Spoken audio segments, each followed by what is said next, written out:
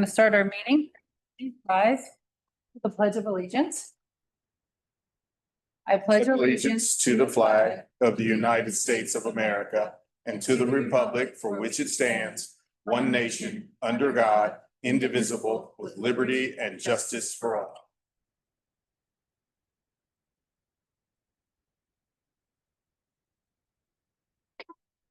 At the beginning of each meeting, we like to go through our district's mission and vision. Mission is to create a culture of academic excellence through inclusive and innovative learning opportunities for the whole child. Our vision is to empower all learners to reach their full potential in a globally competitive world. And please get a motion and a second approval of the agenda. Second. Thank you, Dr. James, for your motion. Thank you, Mr. Harris, for your second. Mrs. Logan, please call the roll. Dr. James. Aye. Mr. Harris. Aye. Mr. Ballant. Aye. Mrs. Bitter. Aye. Can I please get a motion and a second for the approval of the minutes? So moved. Second. Thank you, Mr. Ballant, for your motion. Thank you, Dr. James, for your second. Do we have any edits or changes? Mrs. Logan, please call the roll. Mr. Ballant. Aye. Dr. James. Aye. Mr. Harris. Aye. Mrs. Bitter. Aye. The next item on the agenda is public participation. Mrs. Logan, do we have any public participation this evening? We do. We have two that have signed up for non-agenda items. And the first one that I have is D. Jackson. And I'm going to ask you to stand up here so that the microphone can pick up your voice. There. Yeah, so you're good. Been a little while. since Yeah. I've done this. Mr. Jackson, we do not comment on public participation. The board does not comment, and you have 3 minutes. Okay. Please state your Thank you much. address. Okay, great. Good evening, everyone. My name is Pete Jackson, and I live in Cooperwood, 12050 Cooperwood Lane in Montgomery. I'm the proud parent of a Sycamore graduate, a former president of Sycamore Athletic Boosters, and a longtime resident and friend of this community. I'm here tonight to speak about something that happened about a year ago this time, the Daniel Grace matter, which took place literally 1 year ago tomorrow. New information has come to light that raises concerns not only about Miss Grace's history, but also about how the situation has been communicated to our community. On March 6th of this year, Mrs. Bitter and Mr. Harris signed a letter to Sycamore staff that included statements which do not match sworn testimony from a June 12th deposition. The letter claimed that Miss Grace, quote, had consistently received good performance evaluations and she had no discipline prior to this incident. Yet, in a June 12th deposition for the open meetings case that I've brought against this board, Superintendent Chad Lewis confirmed that Miss Grace had faced prior disciplinary action that was later removed through the union grievance process. This discrepancy is important. It means that when the letter was shared on March 6th, the information provided was incomplete. And notably, no other board members signed that March 6th letter. So the question becomes, was that letter intended as a gesture of support for a colleague? Or was it written in a way that left the community with an inaccurate picture? 7 former school board members, people who have held these responsibilities before, have already raised concerns via a letter they sent on March 28th of this year. That should give us all pause. So I ask, why wasn't the full context provided? Why does it appear that Miss Grace was treated differently than others might have been? And what message does it send to the value about the values of this board? Mrs. Bitter and Mr. Harris, your actions have raised questions about fairness and accountability. That makes it harder for this community to place trust in its leadership. But it can also be a turning point. This is about more than one teacher's conduct. It's about whether our community can count on its leaders to act with transparency and integrity. You're both elected to serve, to uphold the values of the Sycamore community and to lead with integrity. Now is the time to reflect, to rebuild that trust, and to demonstrate that the accountability matters here in Sycamore. Mrs. Bitter and Mr. Harris, I urge you to take this time and this moment to reflect carefully on your actions and what steps you can take to restore the confidence in this board and in our community. Thank you. And the next one I have is Dr. Pasha.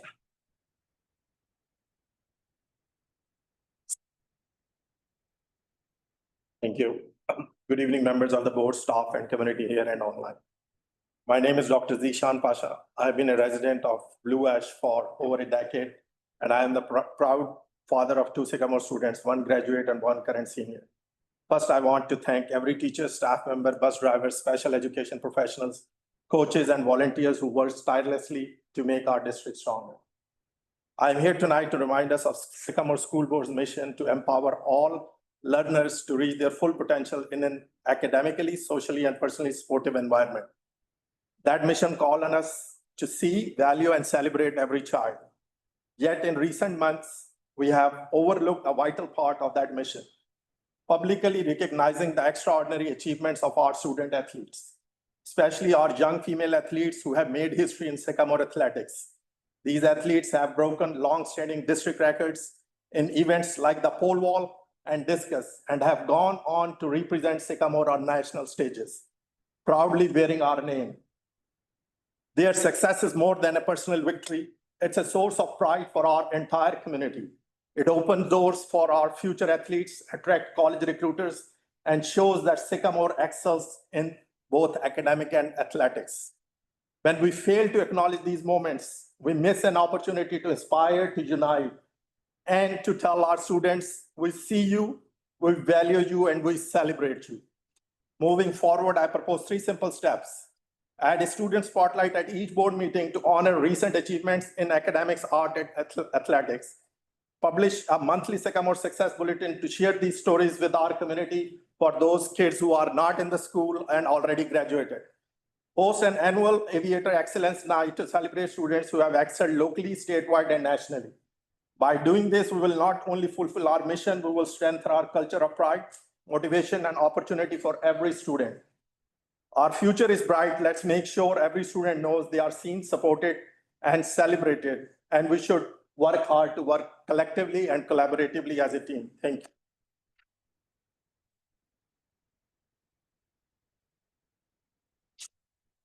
Next item on the agenda is superintendent's agenda. We have a special education department update. Yeah, just want to invite Stacy Spencer, our Executive Director of Student Services, and she will be accompanied by Misty Belfram, who is our Director of Special Education. And they've got an overview of special education for us and of the Office of Student Services. So thank you. Good evening. Excited to share a little bit about our special education programming this evening with the board and community. We have made some adjustments in Office of Student Services to better support our students, our staff, and just operations in general. So we're going to share a couple of things. We're going to talk a little bit about, what does the structure of the Office of Student Services look like? And then we're going to take a little bit of review of data and our current status of special education programming, some numbers, so that everybody is understanding of a little bit about the students that we serve and the number of students that we serve and how we serve them. So we're excited to share that with the community and with the board. So with the redesign, if you will, or restructuring of some of the roles and responsibilities in the Office of Student Services, Mrs. Belfram has been given the title and the responsibility of Director of Special Education. Also under the umbrella of the Office of Student Services, Lisa Zelvi also is Director of Pupil Support Services. So she oversees in our department mental health, PBIS, some of our attendance and discipline processes and policies. So we work collaboratively to do the work of student services. Okay, it's a big umbrella. So we had to make sure that we are aligned. And so Mrs. Belfram is going to share with you a little bit about our structure of leadership in the office. Great. The rest of our support team includes Tara Willick, who joined us this year, and she is our Director of Special Education. our special education supervisor. And then we have Amber Aldrich, who is our preschool supervisor. So they round out our district office team. And then at our building level, we have an assistant principal in all of our buildings who serve as our building case manager for special education. So there is a point of contact who is the face for our an extension of the Office of Student Services and the primary contact for our families to support our students and do that daily work of special education in those buildings. And so those are the individuals that are featured there who support that work on a daily basis and serve as our case managers. So when looking at our special education staff as a whole, we have a total of 73 teachers throughout the district who support our students with disabilities. And when we're looking at our related services, and that includes our psychologists, our speech pathologists, OTs, PTs, we have 30.6, and not that we have 0.6 of a person, but they are not full-time. So that is who we have supporting those related services that our students have. And then as far as educational assistance supporting our students with disabilities, we have 111 within the district. And that's looking from that pre-K all the way through our transition programming. It's important to understand too that those educational assistants are not the assistants that are supporting our playgrounds and things like that, that those are staff that are supporting directly students with disabilities. Okay? So our requirement for special education and providing special education services comes from federal law, which is the Individuals with Disabilities Education Act, or IDEA. And so some of the provisions that we're going to highlight today really talk about the principles of providing a free, appropriate public education and serving students in their least restrictive environment. So we're going to just go over a couple of items related to that. Our responsibility actually as a school district, believe it or not, under the IDEA is to identify all students living within our district who may have children who may have a disability. That includes children who are birth to age 3. Now, we do not go out and evaluate those students. That is the responsibility of Hamilton County Developmental Disability Services. We used to, a few years ago, pay for those services, but Hamilton County DDS has started to incur the cost associated with that. But we have a tight relationship and partnership because any of those children who are identified from birth to age 3, if we suspect a disability that would require school-age services or preschool services, we are required to have an IEP in place by their 3rd birthday. That's why you as a board see in the summertime a list of preschool staff who are doing summer evaluations because children turn 3 all year round, not just during the school year. So we need to make sure that we have a team available to do that during the summer. Okay. So a couple of the other principles about IDEA is really that we have to provide that free, appropriate public education for any student who has a disability, that it is no expense to the parents. It's designed to meet the unique needs of students, individual needs of students, and that offer of a free, appropriate public education comes in the form of an IEP. So we offer the IEP to provide those services, and that is considered our offer of a free, appropriate public education. The other tenant, if you will, that we're going to highlight tonight is least restrictive environment. So I know the graphic is small here, but it is a continuum of services that starts in the general education classroom, and the most restrictive would be a homebound or hospital placement for some of our students who may require that.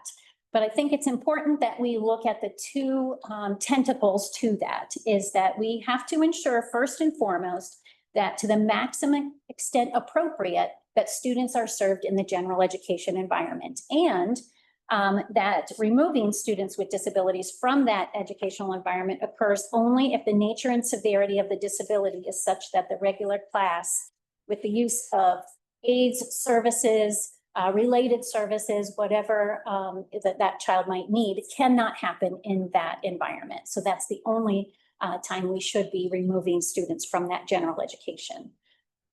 Our paperwork, our requirements for that IEP for each student requires us to first look at the general education environment to make sure that we are considering that first and foremost. And that is true preschool through 12th grade, okay? Some of the related services, this is not an exhaustive list, but these are some of the most common that we access on a regular basis. We've got sign language interpreters, audiological services, aid services. Sometimes nursing services are required for students who are extremely medically fragile. So again, this is not an exhaustive list, but these are some of the services that we would provide to students should they need that through their IEP. Okay. And then this is data from last school year. So we had a total number of students with disabilities that were attending Sycamore was just under 600. This does not include the students who were accessing scholarship, which are part of that slide, but separate from that 594 number. So I think it's important just to identify that we kind of say kids are coming, they're in our seats every single day. It was 594, okay? When we look at the historical, I know there's been lots of conversation recently about scholarships. For the Autism and John Peterson Scholarship, year over year, the past 3 years, we haven't seen much fluctuation. There's only been a couple of differences, like for example, in 22-23 school year, there were 37 students accessing the John Peterson Scholarship, 20 accessing the Autism Scholarship. And then the 23-24 school year, 20 students on the Autism Scholarship, and then 32 students accessing the John Peterson Scholarship. So that number hasn't fluctuated greatly. Go ahead. Can you just remind the board of how those scholarships are funded? Does it come out of the district's budget or the state? Great question. Those are state funded. So it used to be when it started that those dollars would come, what they would say, off the till of Sycamore Community Schools. But the state has separated that bucket of money and are paying those directly. It's important to know too, with our Autism and John Peterson Scholarship students, so in this case, it was 56 students, we are still required to offer an IEP every year. So we have to gather the information that we have access to. Sometimes we have progress monitoring data from providers, sometimes we don't. And so we are obligated every year to provide that IEP. And our staff is working on that as well. So That's correct. it's not a cost to the district. We are providing staff that oversee that. Absolutely, yes. Thank you. Still form a complete team, an IEP team to make those offers. Yeah. When looking at eligibility categories, you can see our comparison to the state. One of the areas that kind of stands out for our district is students with autism. We're almost twice the state average when looking at that. And then we are pretty close in most other areas. Except SLD, we're a little bit lower than the state average, as well as for developmental disability. But typically we do have a lot of families with students with autism who move into our district for services. So that is typically where we do provide a lot of services in that area. And just as a point to compare to, if we're comparing states to Sycamore, overall, so just overall identification of students with disabilities. For this school year, this was the 23-24 school year data. And this data is coming from our state special education performance profile, which is due to come out for last year's data in the fall. That next month is when it's anticipated. But wanted to make sure that we're bringing accurate information that would be reportable to the state and comparable if you were to look at that information. But overall, we're about just a little over 10% of our student population is identified as a student with a disability. The state is 16.8%. So we are well under in terms of our overall, when you look at that category. But when you look at the students that we're serving, they're unique for sure in terms of the services that we need to have available for services.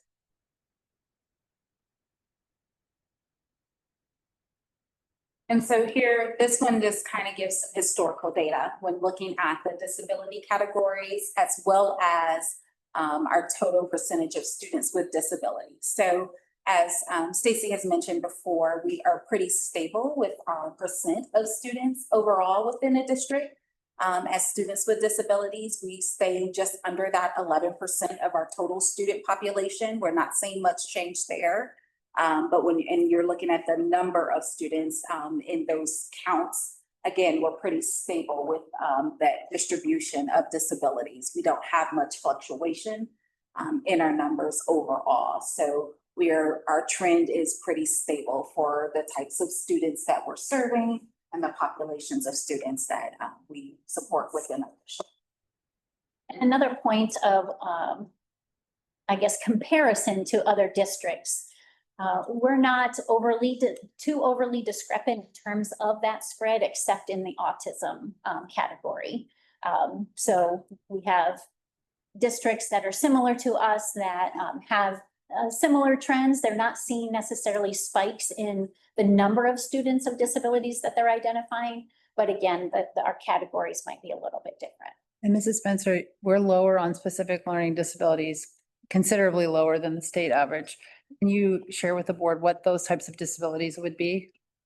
So those could be disabilities related to dyslexia, dysgraphia, where students are having difficulty with reading, math, oral language, a number of categories that would fall under as specific learning disability that it's specified. Thank you. Typically reading, math, writing, and oral language are included in that SFD category. Thank you.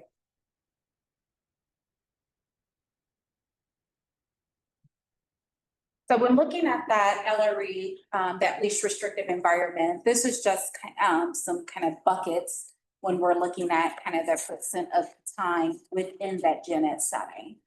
So just to kind of get an understanding of where are our students spending their school day. So when we're looking at that first box for our preschool students with disabilities, the majority of our students, 8% of them, are receiving their services in that gen ed classroom.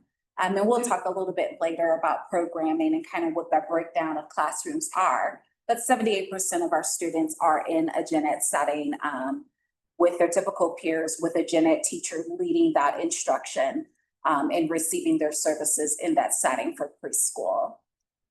Far as special education outside of the classroom for our school age, starting at that 68.8%, less than 21% of the day is 68.8% of our population. So again, almost 70% of our students spend the majority of their school day with their typical peers in the gen ed classroom.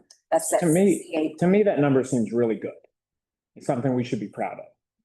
How does that compare, putting you on the spot a little bit, to other districts or state average? Are we exceeding keeping our kids in the general education classroom? Or, just give me a baseline, I guess. So I don't have necessarily comparison data that I brought this evening related to least restrictive environment. We certainly can get that. I do think that, that number for us is really good. When we look at the students that we're supporting and look at the other three, which are more intensive needs students, that aligns with our programming, which Mrs. Belford will speak to.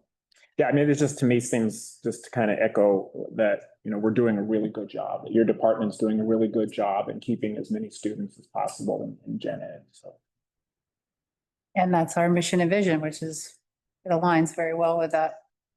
Definitely. And so then you see 16% are in outside of that gen ed setting, 21 to 60% of the day. And then that's going to be based on student need, what that balance is. We have about 11% of our students who's outside of that gen ed setting for 60% or more of the day. And then we have 3.5% of our students who are placement outside of the district. So again, that's a smaller population of students who are not served within the district. But even for those students, they are our students. We are very actively involved and in their support. We're a member of their team. These are not students that we are placing and then not supporting. We are very hands-on and active with our school teams and stay very connected to those students and those families because they are our students, and that does not change because their placement has changed. That is truly just to meet a need for that student. And then we continue to work to try to get them back to the district that's appropriate for their situation.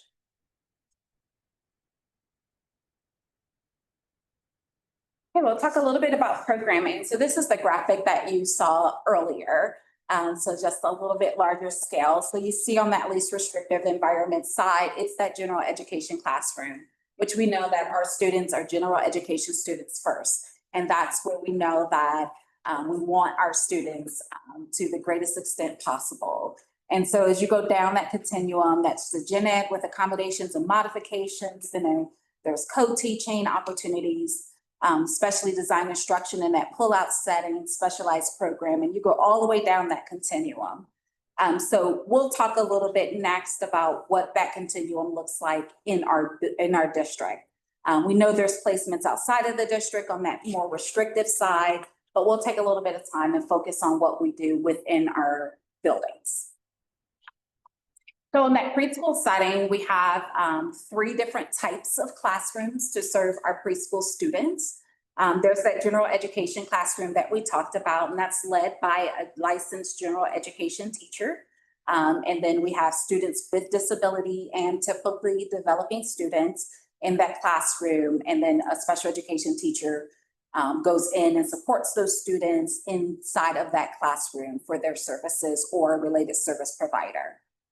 We have an integrated classroom, and that has a dual licensed teacher there. So meaning that that teacher is both gen ed licensed and special ed licensed. So they hold both degrees, and they lead that classroom and they provide that gen ed instruction as well as that special education instruction. So because they're dual licensed, they're able to embed additional modifications and accommodations within their instruction because they have that additional training in addition to being able to do that specially designed instruction with those students at those different times. So you think about that preschool and they have those center time. So some of that teacher table time would be some of that specially designed instruction. And then we have related service providers who also come in to do some of that instruction as well. We have a specialized classroom, and that's for some of our students who have more complex needs. And those students may need more therapeutic support, more related services in order to access instruction. So some of our students who are in our specialized classroom may need more speech services, more OT, more PT in order for that access. So our speech therapist spends a day within that classroom. Our OT spends a full day in that classroom so that we can make sure that we are really skill building for those students, so that we can work with them to then transition them to less restrictive environments and give them an adjusted pace, a modified curriculum, and really pour into those students because they have those additional needs. And that's led by a special education teacher for that classroom. We also have itinerant services. So we have some students who are in community preschools because we are charged to serve students where we find students when they're in preschool. So if we find you in a community preschool, we're charged to go there and support if that's what's in that child's best interest. So our special education teacher and related service providers will go there and provide those services. And so that's that itinerant services.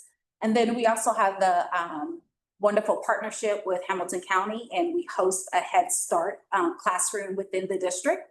Right now it's housed at Sims Elementary. So we have that Head Start program.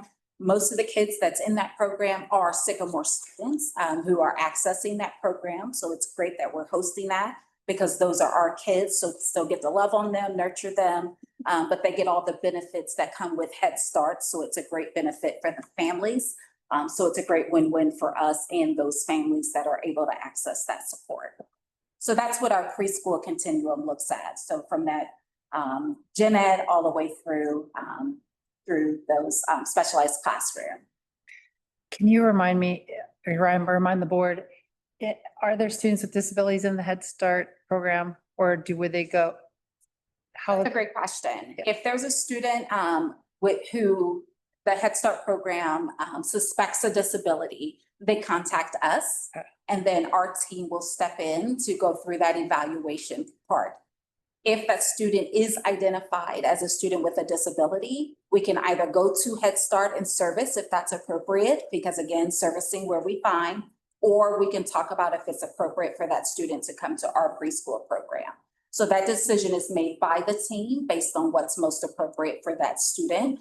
But we have that partnership. We meet with them on a regular basis and talk about students, but they have an intervention process. So those kids are getting intervention and support along the way. And then we meet with them on a regular cadence. And then once they hit a place where they suspect a disability, then we step in and do that work that we're required to do. Thank you. Great question. On the school age side, very similar kind of pathway.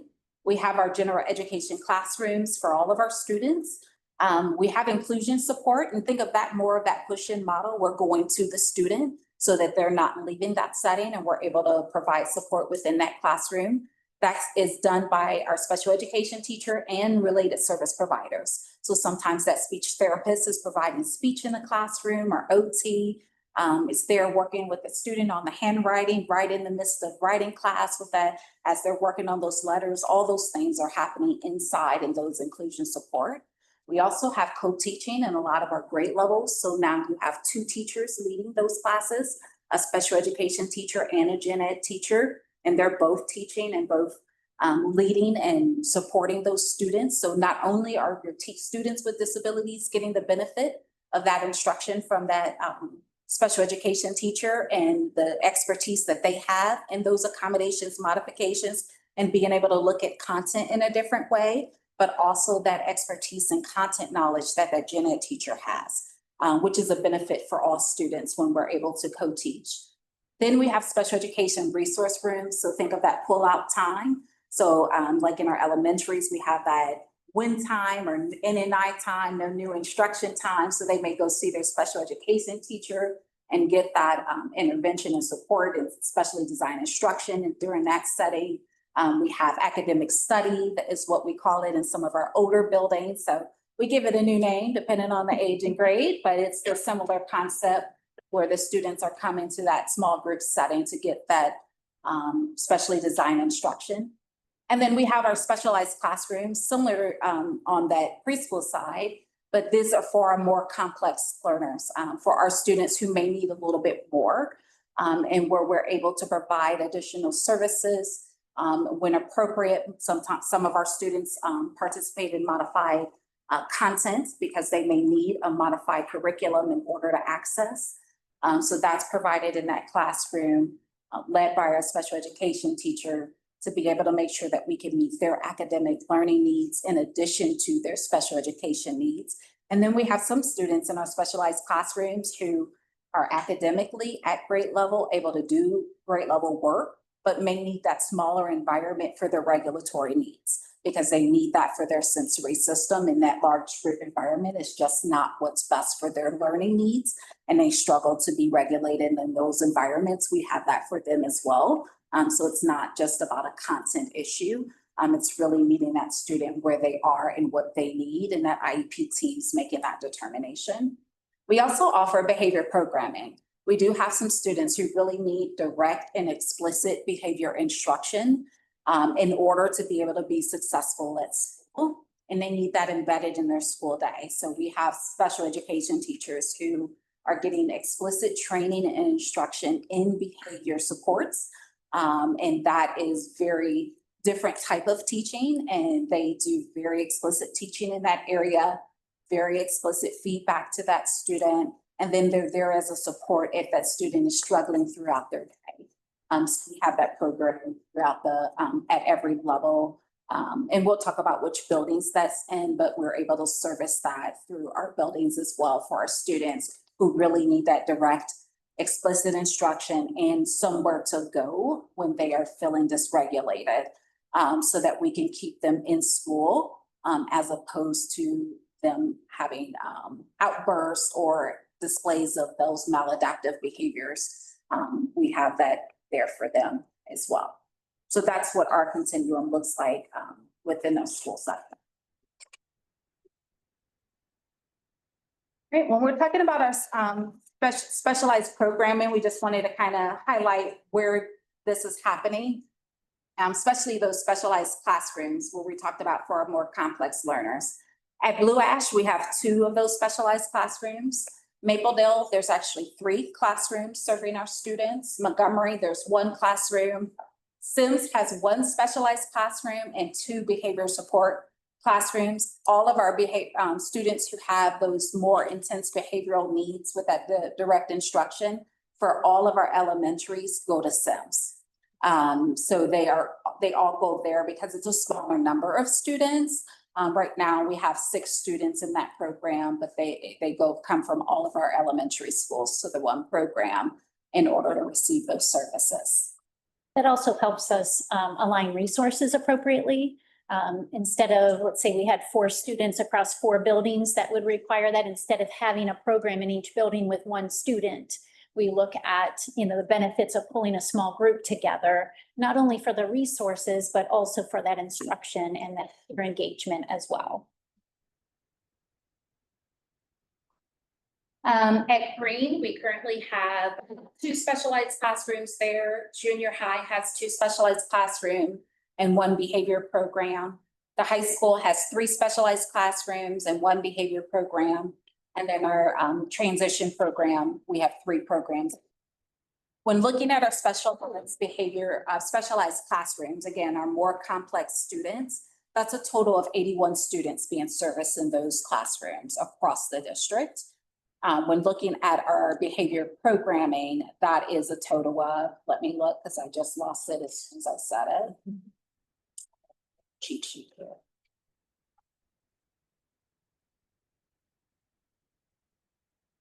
22 students currently that are being serviced in those buildings. And then as our students' ages and grades move, if we need to move teachers and resources, we shift that with the students as well. So some years, like right now, we're heavy at that elementary, and then we'll look at that population from between Green, junior high. So those are our transitional buildings. And so sometimes those will move and the resources move with the child. If we don't have a behavioral support program listed at Green, but obviously there's students through the continuum of our grade. Do we not have that option, or we just currently don't have the need for that option, or why do we not have that listed?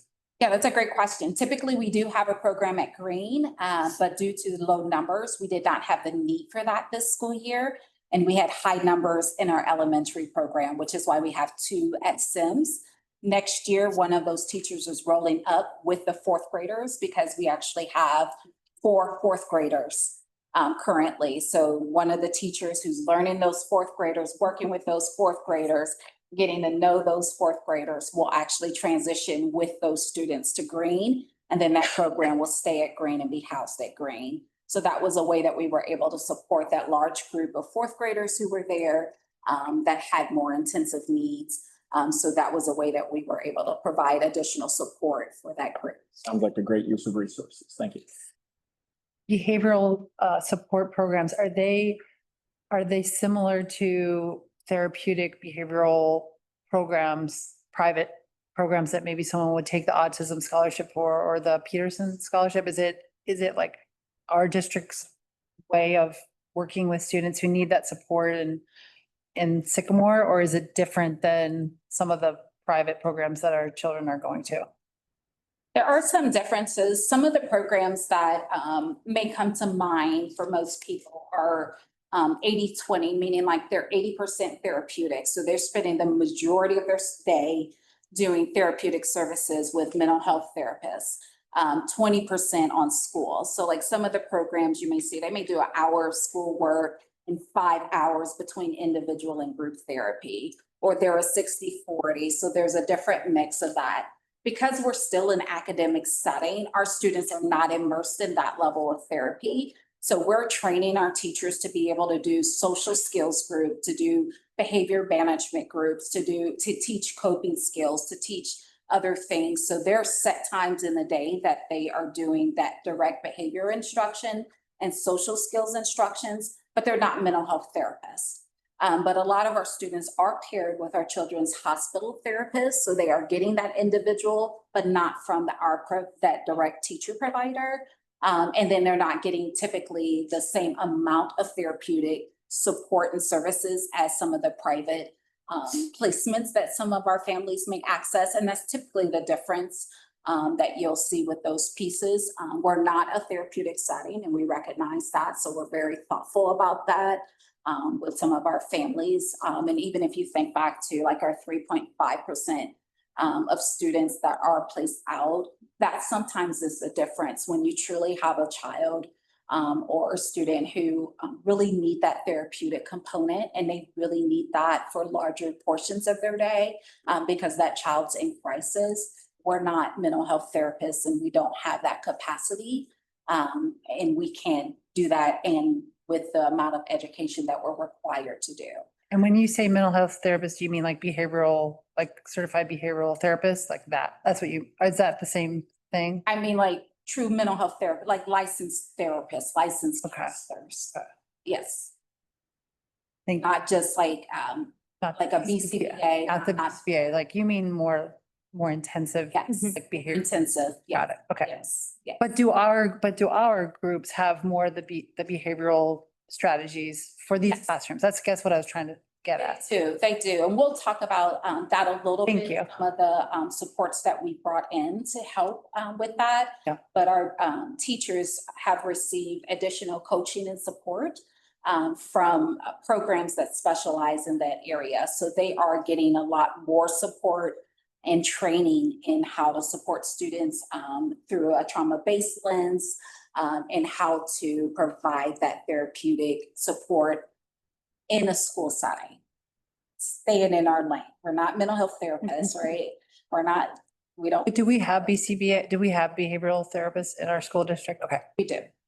And we do that through tips, and we do have some BCBA support that is available when that is needed for our students who have access. Thank you. Yes. So I wanted to share a little bit of information about special education ratings that our district is given. The Federal Office of Special Education Programs evaluates our states in terms of their implementation of IDEA. So then the state in turn evaluates districts with those same parameters.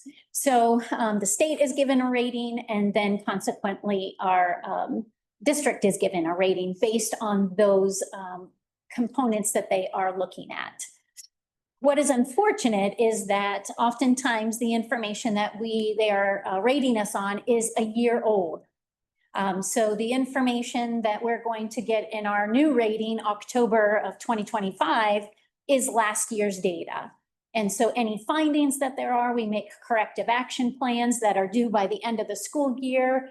We may or may not have the time to implement, depending on when those ratings come out and when the state requires us to submit those plans. It's already a whole nother year. So when we're making corrective action, sometimes we've got to wait to see, okay, did that work, right? Because we can collect our own data and determine that, but then it may not reflect on our rating. So that's just something to keep in mind as I'm looking through, or I'm sharing this information with you. So again, the special education ratings, they really come from a combination of procedural compliance and then a couple of student outcome items, just 2 student outcome items for the rating, and that's graduation rate and dropout rate. And then some of the procedural measures they look at are timely initial evaluations. If we start an evaluation, we have 60 calendar days, not school days, not work days, calendar days to complete that evaluation. You go to 61, you're out of compliance. Okay, so that's something that timely initial evaluations. Making sure that we have early childhood transition and students IEP by their third birthday, that's another area. So there's a couple of others there that they would look at. What's again, another issue, a little asterisk, if you will, with these profile ratings is the two student measures, graduation rate and the dropout rate, are actually 2 years ago data. So for this profile rating that we received in the fall of last year, it was actually looking at the graduation rate and dropout rate from the 2021-2022 school year. Why is that jumped away? I can't answer that. When you say graduation rate, is that your graduation rate? Or does that include students that go through? That's a good question, because these, what we're evaluated on are indicators. And so each of those indicators has a target rate. So for example, I'll use the graduation rate. The target for our students with disabilities to have a 4-year graduation rate was 64%. So we needed to have 64% of our students with disabilities graduate in that year. Our data was actually 78.5%. So we were above that, even though we weren't at 100%. And I think you all know why. That's because we do have, we are following the law and providing our transition services for students who require that. So we had 0 dropouts, which is great. But that graduation rate, it's a target that's set, and it moves every year. So it'll go a little bit higher each year. More points if TIP was included and we had an 85%, does our rating move up? Like, I'm trying to ask, are we being penalized for doing the right thing by having the TIP program? On this measure, no. Okay. On our state report card, yes. Thank you. We have historically met this measure with our students with disabilities, which I think is good. The state, unfortunately, fell, I think they were like 3rd to last in the graduation rate in terms of all the state rankings and territories that are evaluated. And so they really had a push to look at our students with disabilities and the graduation rate. So anyway, this graduation, I'm sorry, the rating, we got the highest rating, which doesn't sound very dramatic, meets requirements, but that's the highest rating that you can get. The other component, so typically the rating is given after the profile. One is released in the fall, one is released sometime after January. Again, I think the state is working on trying to be better with the timelines, but we're not there yet.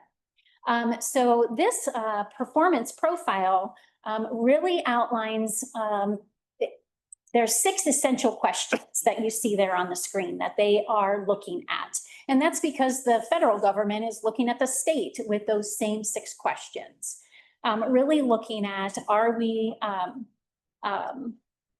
not only procedurally compliant, because there's components of that, but are we doing what's best for our students with disabilities? And so those 6 questions, they really help guide continuous improvement. Not necessarily, they're not all gotchas, right? It's not all about finding fault, but it really is, okay, here's your data. I'll give you an example. Our students who were accessing alternative assessment. That's another area that the state was over, I guess they had a little blemish because across the state, there was a number of districts who may have been using alternative assessment inappropriately. I don't believe we were as a district, and our numbers show that. But since we looked at those pieces, each of those indicators on this profile really target, do we have students with disabilities that are participating in the regular assessment? Do we have an appropriate percentage, which is 1% is what the federal government would like each district, each state to have no more than 1% of your student population alternatively assessed. So we've always been between like 1 and 2%, more closer to 1. They changed in the past couple of years the eligibility criteria for alternative assessment. And so we've adjusted to that as well. But that's an indicator that is part of this evaluation and helps us with continuous improvement, just looking at those pieces.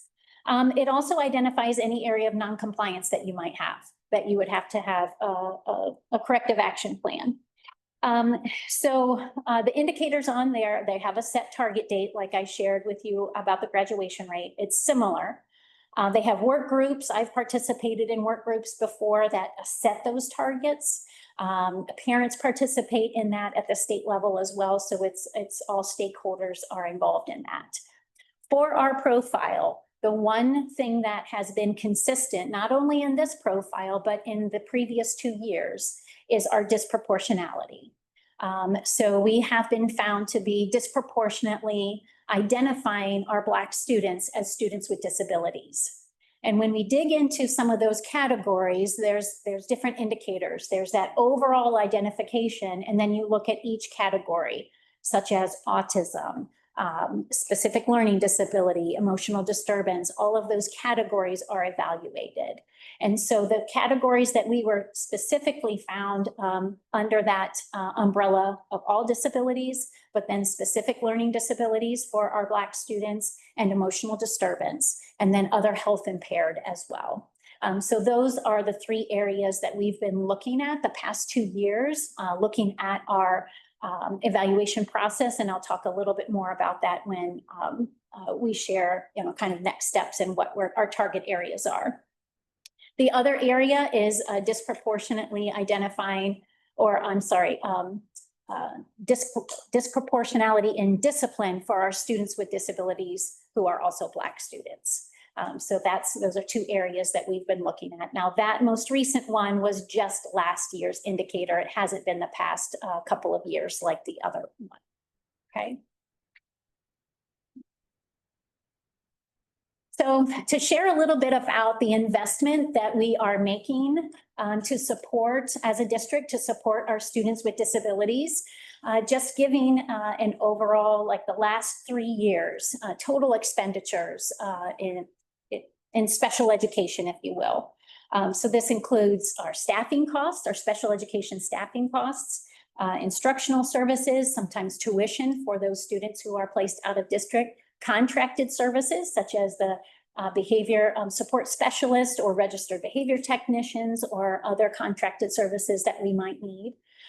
We always have a great partnership with Hamilton County ESC, who provide teachers for the visually impaired, teachers for the hearing impaired, audiologists that we don't need to have on staff because we don't have a full-time need for that, but we do need those services. So looking at, you can see that over the past 3 years of data, our costs have significantly increased over that time frame. But our number of students with disabilities hasn't necessarily increased.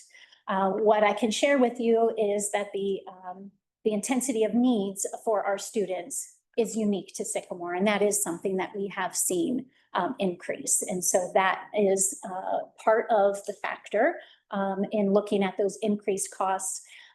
In addition to that, increased rates for specialized transportation, contracted services.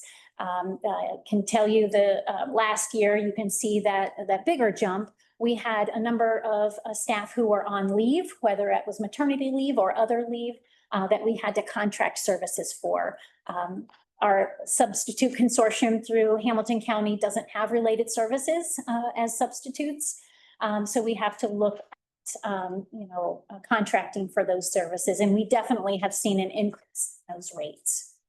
I have a couple of questions here, and Mrs. Logan, this is going to involve you too.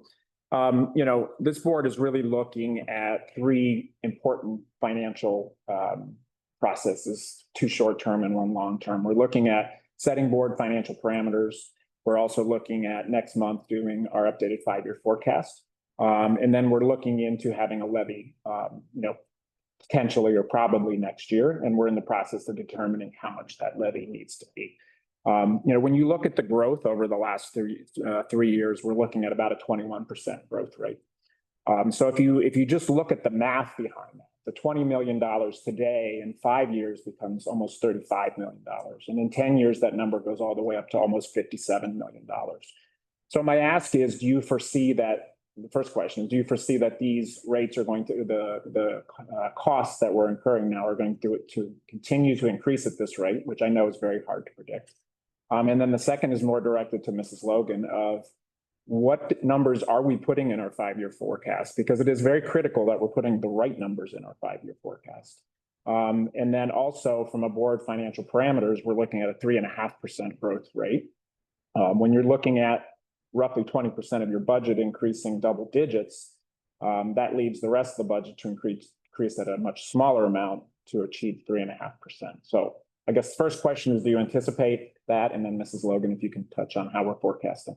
Yeah, and like you said, Mr. Ballin, it is difficult to anticipate, but just seeing the trend, especially with some of our contracted services, transportation costs, and the cost for just related services in general, I do see that it would increase. I don't know how much. That's the tricky part to try and pinpoint.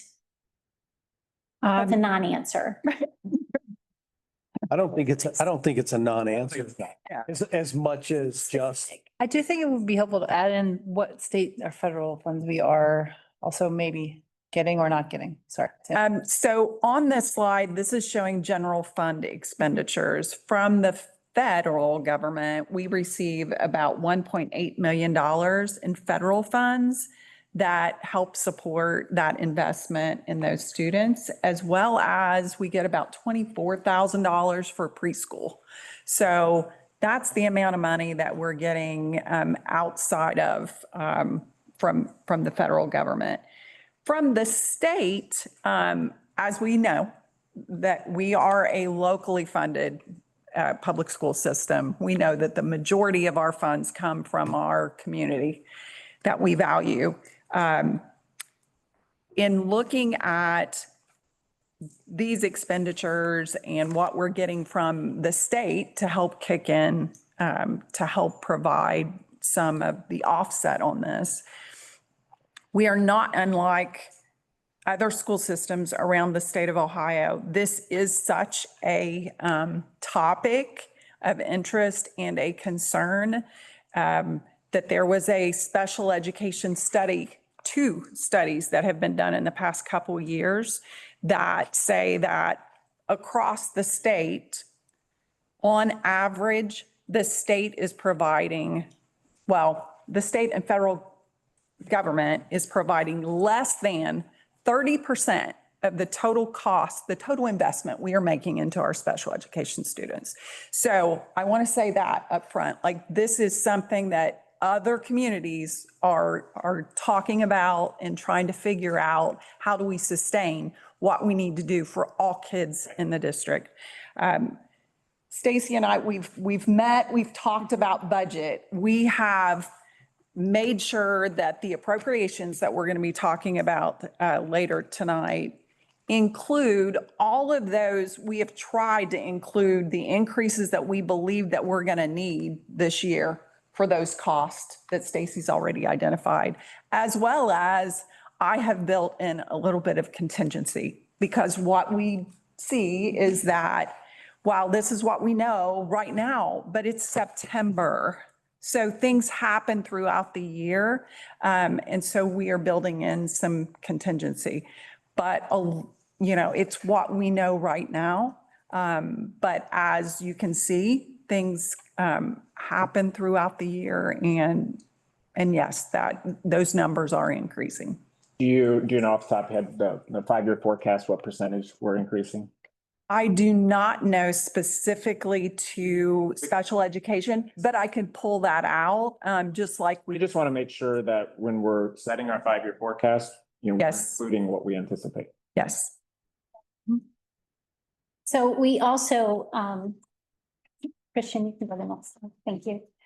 We also look at every opportunity that we can to secure grants, even if it's very small grant.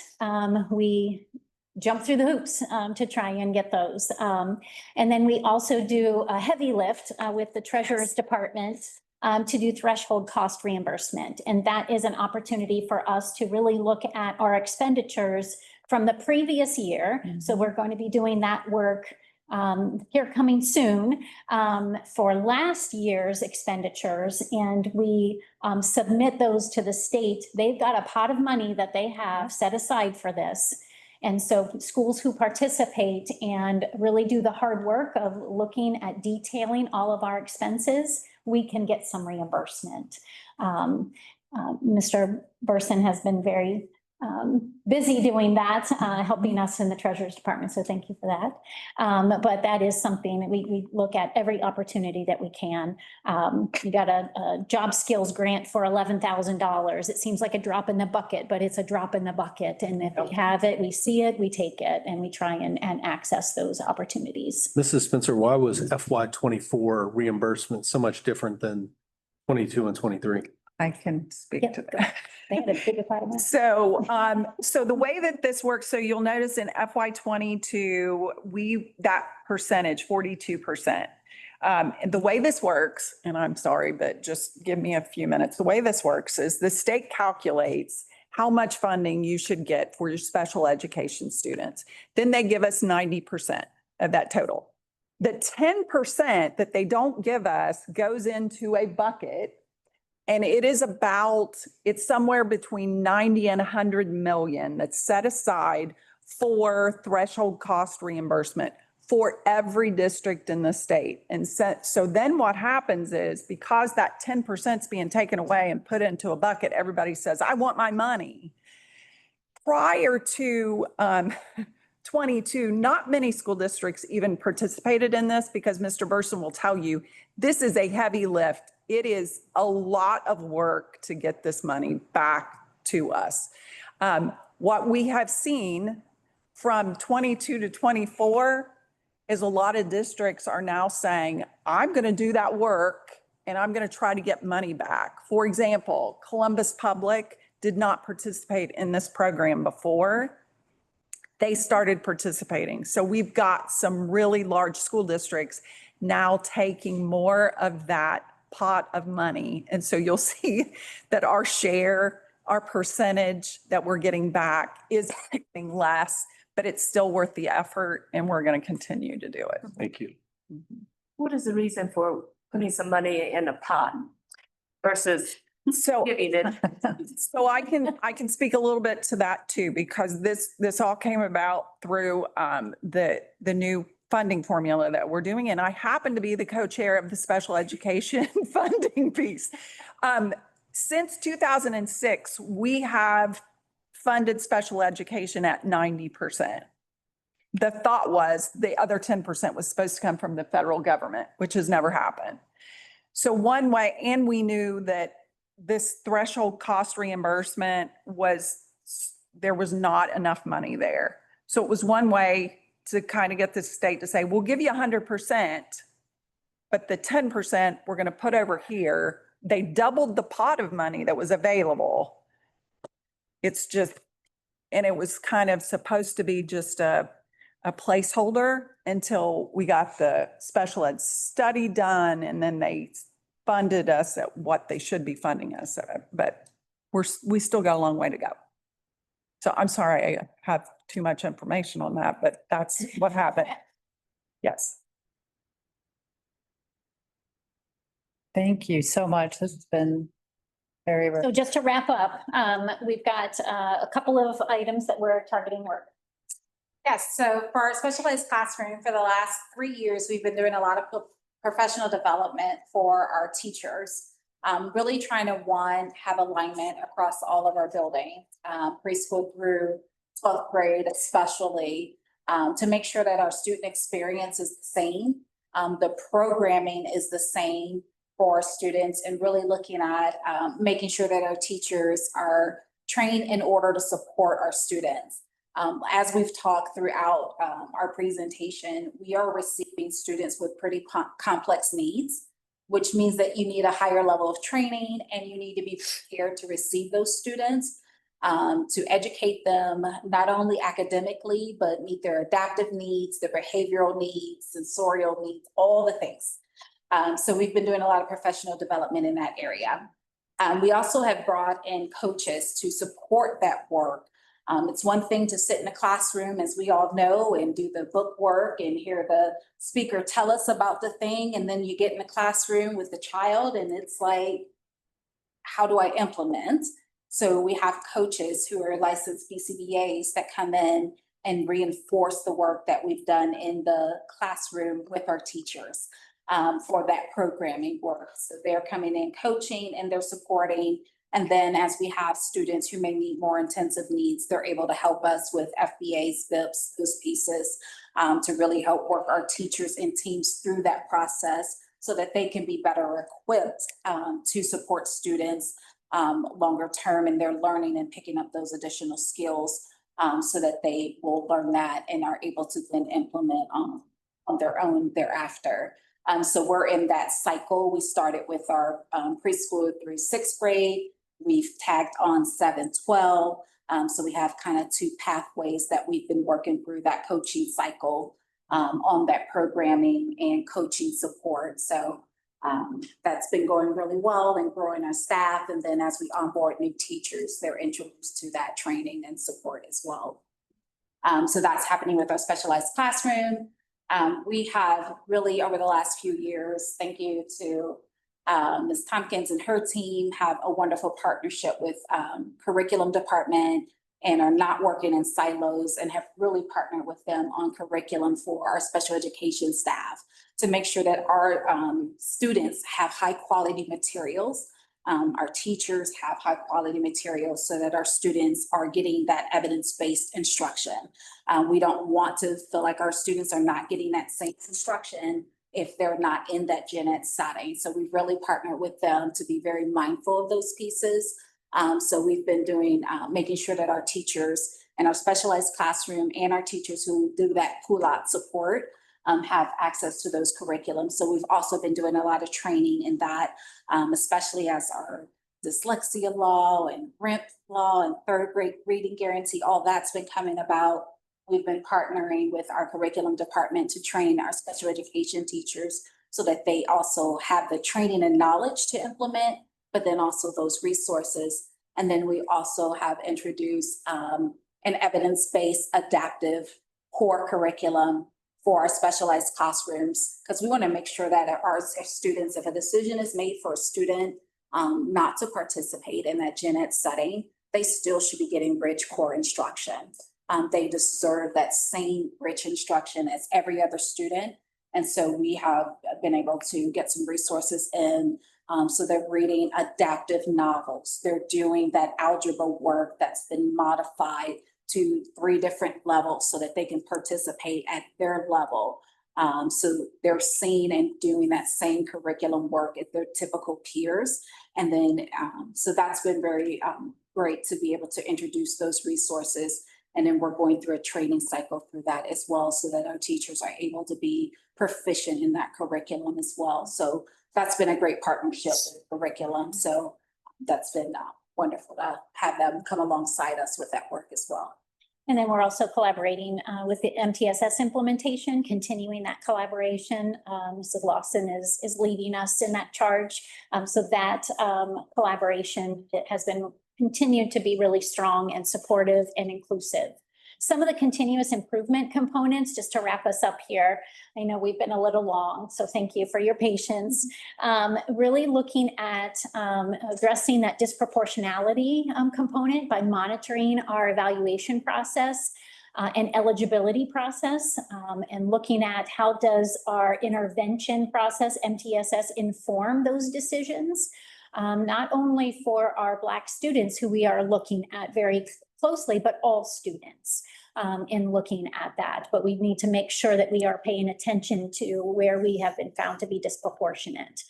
looking at an internal monitoring team that Mrs. Belfram is leading to really look at that paperwork, the evaluation paperwork with a group of representatives from each building. Looking at those IEP documents, where might we need more training? Where do we need to help support improvement? And then hearing loud and clear from our community since last spring and through the summer, really engaging our community, our parents, our staff, both gen ed and special ed in a group level assessment process. We haven't done that since 2018. It's time to start that process again. So more information will be coming out shortly regarding what that process is going to look like and identify some areas that we can continue to improve. Any other questions? No, that was a lot. Very thorough. Thank you. Thank you. Thank you very That much. was really, Thank you for everything you do for our students. yeah. Thank you. You both. Providing that update. And may I ask one more question before you go? Sorry. Normally we do this during our curriculum, our academic retreats with the board, right? When we always ask you, normally we do these kind of conversations with you at a retreat, and we always say to you, what do you need from the board? What resources do you need from the board? Is there something, and is there something that you feel like from this presentation that you need from us? And if you do, you would you would definitely let Mr. Lewis know that. Absolutely. Yes. Thank you. Thank you. Okay, next item on the agenda is a discussion policy first read. Mr. Lovell. Sure. So I just want to start out, everybody knows we have been going down the path of our transition from our OSBA policies to our Neola policies. And in fact, we have so far completed 9.5 hours of transition work over the last couple weeks. And that represents one of 9 sections that we have to transition. So I'm feeling good about this. Throw that out there. But what we did finish was the section of the 3000s, which is our professional staff policies. And I wanted to spend just a minute here talking about the process again, because we've had an opportunity to be reflective of what I've shared in the past and updated how we're going to tackle this a bit. Nothing major, but I wanted to talk through that and then share with you why we have a policy up here for first read. As I'd mentioned in previous meetings, we have a policy transition team that is tackling the hard conversation around the policy. So that's looking at, we spend 4-hour chunks and we go basically policy by policy, looked at the aligned OSBA policy if it exists. We have conversations about it, and then we move on to the next policy. And there are 3 options for each policy. You can just accept the policy in that transition, meaning it's a legislative policy, there's no significant changes, whatever that may be. You can decline the policy because it's not a policy that we actually need. It could be for a lot of different reasons, or we put that policy on hold. When we put a policy on hold, that means that policy needs to go for further review with the policy committee. And so we're keeping a document, and that document is a workflow of every policy that has notes and things like that. Once we get done with a section, we just got done with the 3000s, that section will then go to the policy committee for review. And I have been sending our policy committee, which includes 2 of our board members, Dr. James, Dr. Sager, a sheet that incorporates all of those policies that you can log in and check. And I'm going to be keeping up to date with that as much as I can. So when we get to the policy committee, it's not a massive heavy lift, right? Once we go to the policy committee, that's where we'll tackle the on-hold policies and look at them collectively and decide at that point if we're ready for that section of policies to move forward for the board for a discussion around that section. What we won't be doing is approving those sections little by little. All of the policy, all 9 sections will be approved at one time. We're looking at June of 2026. The reason for that is that if we approve policies, we have to rescind other policies. And we don't want to be in a position where you have 3 policies that are one Neola policy, but maybe the other OSBA policies are connected elsewhere. So we want to make sure that we're not rescinding a policy, then we're not covered by policy. So you want it to be a very clean switch in one meeting. But we also don't want to get to a point where the board is reviewing 9 sections at one time. And so we're going to be slowly rolling those sections out when they get completed. And I will be providing the board an update with each of those sections well prior to the meeting, so everybody can look at them after they go to the policy committee as well. So I wanted to walk through how that will look. So it could be 3,000s get to you for a first read, and then, or for a 3,000s get to you for a first read. The following meeting, they get to you for a second read. And in the same meeting, you have 4,000s for a first read. So it's kind of going to be this rolling policy continuum until we get all the way to June. So we'll do a first read and a second read, but we don't vote on any of them until June. Got it. Yep. So the hope is that when we get to June, when we're in that meeting, it's going to be a little bit longer discussion, but it's going to be orienting you to all the policy structure and then an approval of the entire policy handbook at that time in June. Now, you'll notice there's a policy up here for first read. As I mentioned in previous meetings, the legislators are really good about giving us new policy all the time. So we can't just wait to talk about that policy till we get to the 8,000s. We have to address those policies now. And so we have to tackle that. This policy up here, I am not going to go over this policy with you tonight, but I wanted to put it in front of you. It's 16 pages. This is probably the most in-depth policy that we're going to have through the whole discussion. And the reason I'm bringing this to you for this first read, number one, for awareness, but this is the policy that we had many discussions last year about. This is OSBA policy ACACR, which is non-discrimination. If you remember, we have to go back in time, back last spring when this was a topic with the board. We had actually asked our legal to take a look at that policy to make a determination if we felt like there needed more meat to it, because the policy that was being provided by our vendor OSBA, as we know, there were some things in it that we didn't feel like fit Sycamore, and it didn't set us up for success. So what we wanted to do is go to legal and say, hey, take a look at this. What might we do?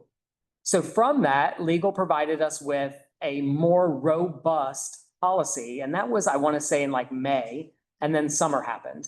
And so here we are the first of the year. So in the midst of all that discussion with legal, we decided we're moving to Neola. So what I did was I got with Neola and said, can I get this policy from you early and send it to legal and have legal review the OSBA policy, the newly drafted policy, and the Neola policy, and look at those and try to determine if we would need to do anything to the Neola policy based on the recommendations that legal had brought forward.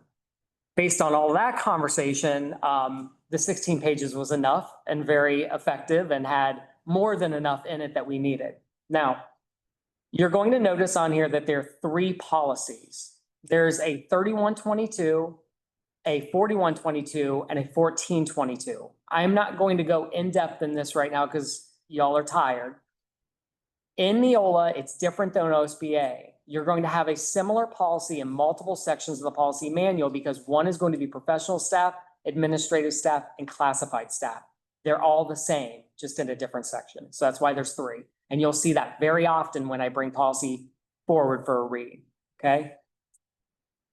This 16-page policy, we are not going to do simple 2 reads of this because there's a lot in here. So what I wanted to do is this meeting is kind of share with you how the progress of the work is going, how we've laid it out. I wanted to put it in front of you, let you have time between this meeting and the next meeting to actually read the policy.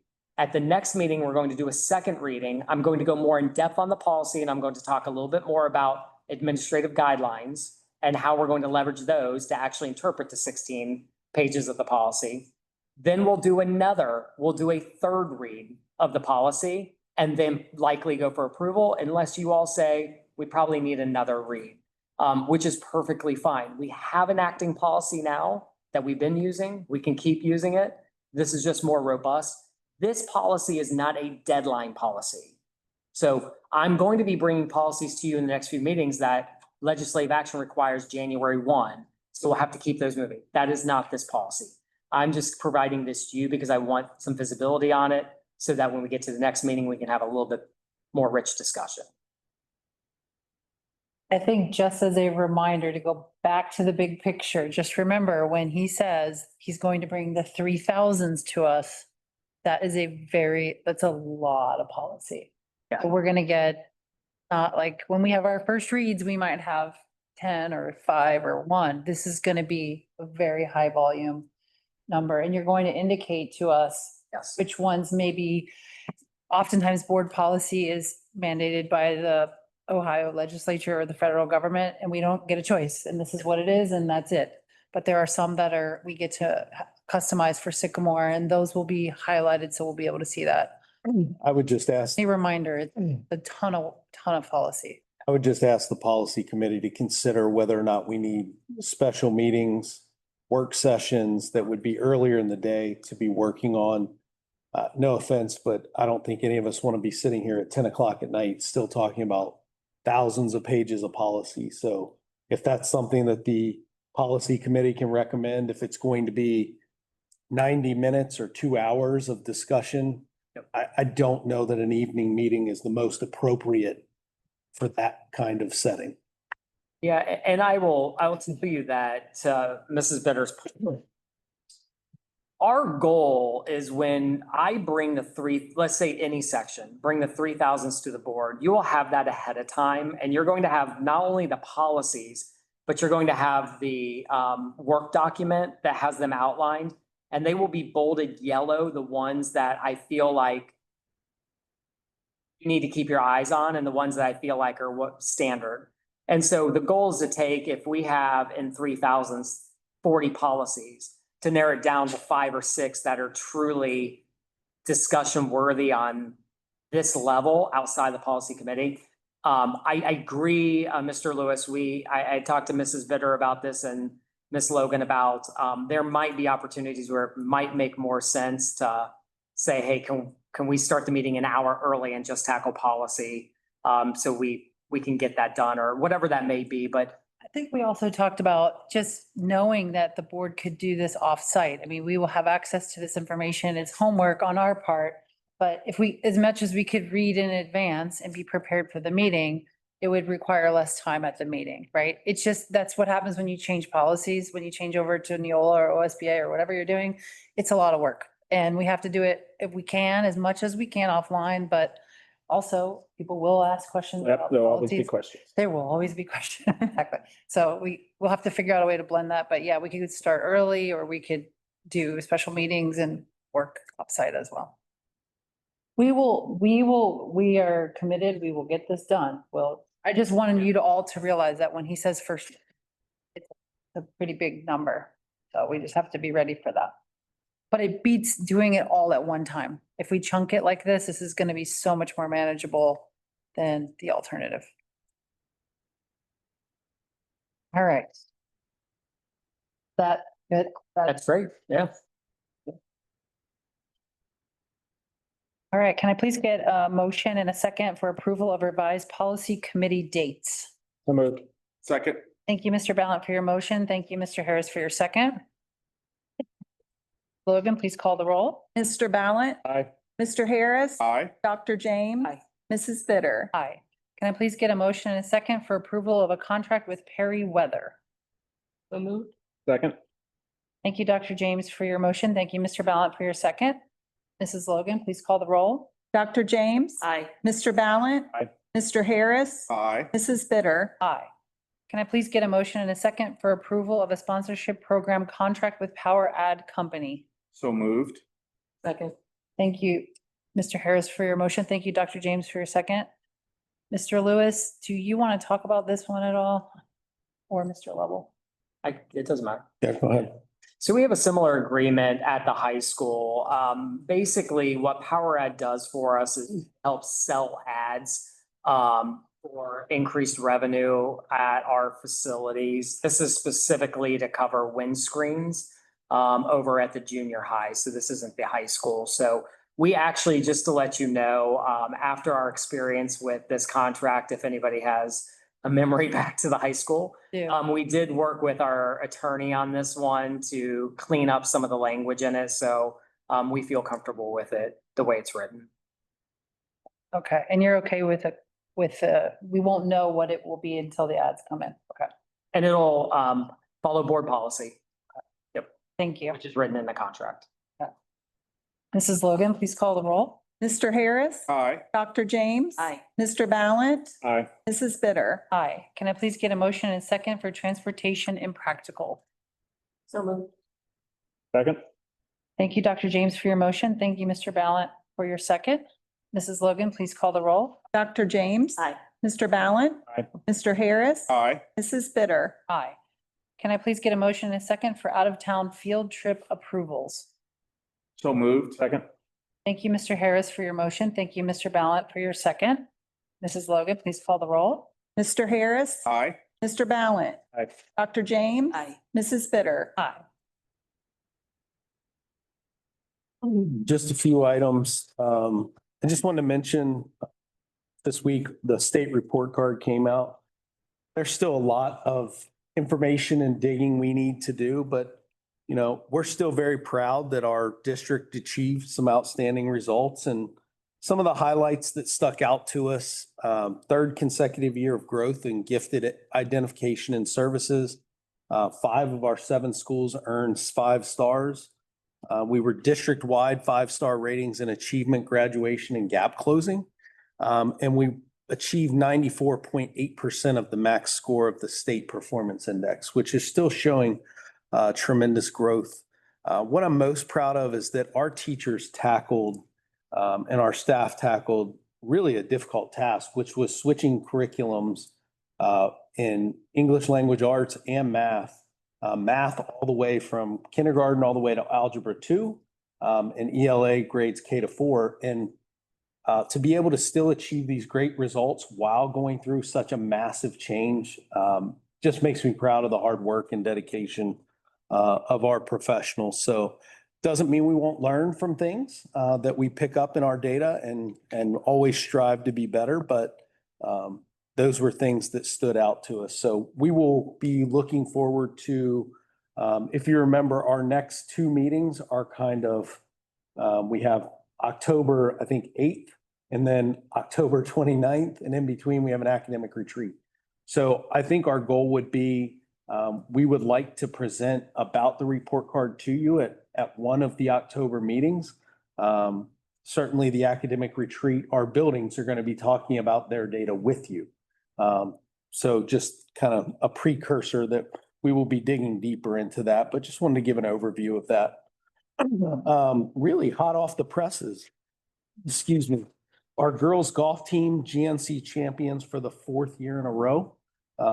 Matt Starr was coach of the year, and 5 of our players are first team GMC. So congratulations to them and best of luck to them at the next level, the next steps in the process. So we had our high school variety show this past Friday. Some amazing talent. If the board would desire, one of the students just walked up to me today, like, if you want us to perform at a board meeting, let us know. I was like, wow, okay, well, maybe we'll take them up on that. But one of the performances that stood out to me, because the young lady, she did a solo by herself. If you don't know, I think it's the band Radiohead, it's a song Creep.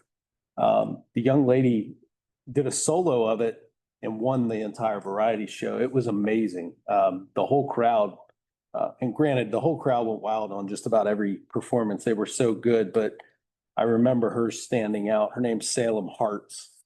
So we may be able to get some of those young individuals to come to a board meeting and wow you with their talents if you were unable to see it, and really let some of our community that don't get to go to those events see those talents. Aves Theater has put out their shows for the year. She Kills Monsters will be October 23rd through the 25th. I have no idea what that's about, but it's an intriguing title. The 25th annual Putnam County Spelling Bee, January 22nd through the 24th. And then Greece, April 23rd to 25th. I'm familiar with that one. So one of the things that I just wanted to mention, our Aves Council met for the first time this year, and that's a group of high school students, freshmen all the way to seniors, that meet with me and also Mr. Potabom to just share perspective about the high school. What I wanted to share was the positivity that they brought in the room today, and they couldn't have been more complimentary of just how the high school has started, how the vibe has felt. They just said, Mr. Lewis, it's so positive here. We're doing so many good things. We appreciate all the spirits. They mentioned the parking lot spaces, how much community that brought.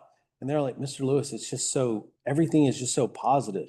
And they mentioned specifically a couple of things. One is the administration and the staff being so present and visible for them every single day. And I've been there a lot since the beginning of school, and there are teachers everywhere in the hallways, between classes. They're on duty, just standing in the hallways, talking to kids, the cafeteria or the commons area. And then they mentioned the presence of the administration. They specifically, I think you all saw the video of Dr. Crenshaw singing at lunch. That has become a classic, cult classic already. So that, I think we'll be doing a story on that coming up about the singing. And then they just said Mr. Muchmore is so pleasant. He always comes around and talks to every group of kid in the cafeteria. And I think that means a lot to our students to be able to have that connection with our leaders. So that came straight from our students, not from me. But October 13th, I know we mentioned our academic retreat. I just wanted to, at some point, I would love some feedback from the board on, we typically have the 7 buildings present. And if you remember, we kind of do that in 3 different, kind of 3-round tours in the room.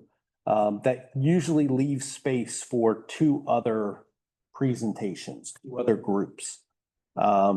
I think we should probably give our special education department a pass on the retreat, since they just gave you over an hour of information. But there may be something particular that you want. I would love that feedback from the board of what would you like to fill those other 2 slots with? What's on your mind, what you haven't had from us. We're happy to bring it. I would just love that feedback. We're about a month out. So if we could get kind of that information within the next week or 2, and we can bring that to you, whatever that might interest you. And then just something that I think is as unique. Our team has been talking about this for a while, our administrative team at the district office, and we have been successful in getting it off the ground. We're going to do what's called Exploring Leadership in Sycamore. We want to give our young, any administrators or any teachers in our district an opportunity to come and talk to us and learn from us about being an administrator. There is a lot of interest. There's a lot of people in our district that have administrative licensure, and they're kind of on the fence of, do I go into administration? Do I stay in teaching? So we thought we would give them a non-collegiate aspect of what is leadership really about. So there are going to be 7 sessions that we're going to work them through, reflecting on your why as a leader, building trust and credibility, community partnerships and school identity, the first 90 days, lessons from new leaders, difficult conversations that shaped us, equity, inclusion, and student voice, and then moments of crisis, leading under pressure, and legacy reflection. So those are going to be the 7 areas. We promise them it will not be a class. It'll be actual stories from people who lived it. So we're excited about doing that. So I just want to give you the cautionary tale. We tried to schedule them when we anticipated there might be board meetings, so that we don't have to share another night away from our family. So I think they're scheduled, I'm going to say 4:15 to 5:45 on those nights. So I can give you the list just so if there's a need to meet, it won't take all of us. So if there is a need for me to be here for an earlier executive session, someone else will cover for me. I'm very confident in the team giving those unique experiences to our staff. So Like a great program. Yeah. we're very excited about it. And the response we've gotten from staff is, thank you for doing this. We would really be interested in. I think when I first sent it out, there were about 30 people. I think right now that we're sitting at about 15 to 18 that want to come and do it. Some have other commitments, but they're like, will you please run this again? So if there's interest, we'll do it every year. When does it start? Did you say? October 29th. Nice. Great. Yeah, very excited. That's all I have tonight. Can I please get a motion, a second personnel consent agenda? Moved. Second. Thank you, Mr. Ballant, for your motion. Thank you, Dr. James, for your second. Mrs. Logan, please call the roll. Mr. Ballant, Aye. Dr. James. Aye. Mr. Harris. Aye. Mrs. Bit. Aye. Next item is discussion of the financial update.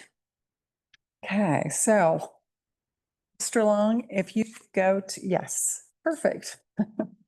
So if you recall, we did cancel our financial retreat, which we had scheduled for a Saturday morning. So what I'm going to try to do tonight is try to hit some of those topics that I was planning on hitting during that time.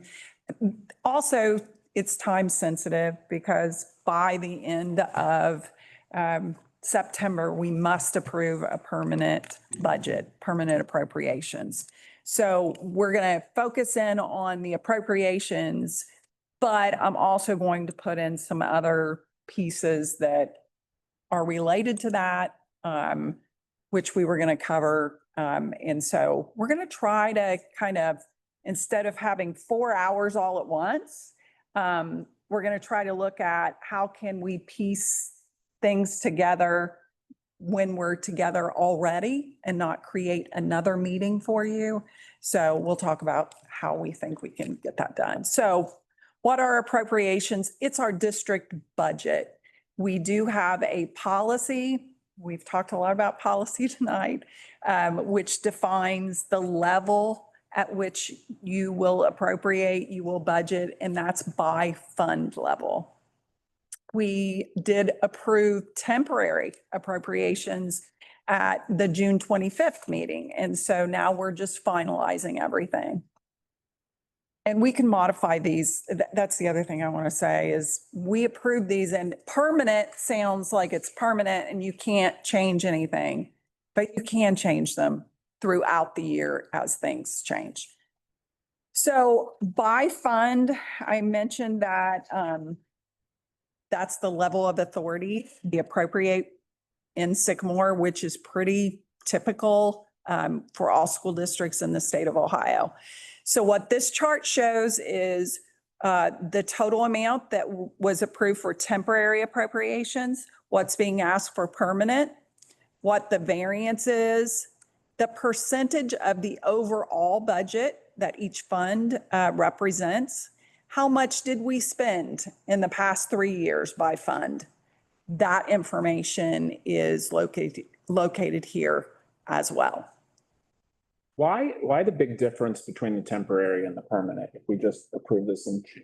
So for the general fund, I can tell you that the majority of that was transfers out, was not included in the temporary appropriations. And we know that we transfer out $4.1 million annually to our PI fund. And that was not included in temporaries. We could do that in the future, but that's the major difference there. Is there a reason why it wouldn't be put in temporary? Probably it was an omission on my part. That's fine. I just It's scared. probably what happened.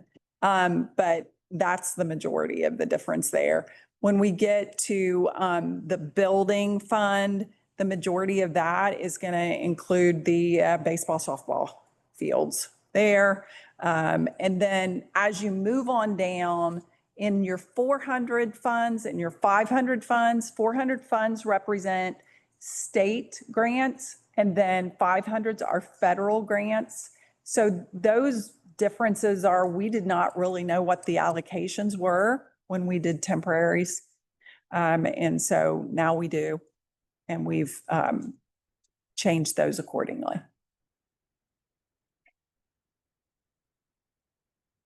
So when we look at the overall budget, our general operating fund is over 80% of our total budget. We do have district debt. So the bond retirement fund represents those debt service payments. We do have a PI fund that is solely funded from our general fund through transfers, which is about 3% of that total. Food service, our child nutrition program is 3%. And then our IDEA, which we've talked about, that program tonight. So that represents about 1% of our funding. Food service is self-funded. Yes. Yes, it is. What's the 3%? So that's the 3% of the overall budget. So if you look at the total budget that we are approving tonight, 3% of that total overall budget is our food service fund budget, which is the 006 fund. So if we look on this chart, so 001 fund is going to be our general fund. 002 is our debt service. 003 is permanent improvement. 004 is our building. And then 006, that's our child nutrition program, which is $3.4 million total. So each fund here is represented, but what I tried to do on this sheet was look at not just the fund overall, but how much is being allocated, how much is being budgeted for each one of those objects: wages, benefits, purchase services, supplies, equipment, miscellaneous, and then other uses is our transfers out. If I look at the bottom right corner and see $132 million, but our budget is only 112 plus 3.5%, whatever the number is, what's the difference? Is it your federal funds that's coming in, your state funds, and that those? Yes. Okay. So these charts, just looking solely at the general fund, and we've talked about those transfers out. What we like to do here and what you should be doing is, what is your operating expenditures versus your total expenditures? So when we look at this chart and we look at, how much are we spending on people versus purchase services versus supplies and things like that. When we look at total expenditures in the general fund, we are spending 79% on wages and benefits. But then when we look at operating expenditures, taking out those transfers, we are at 82% is spent on our people. Last year, just for comparison, that was 84% in FY 2025.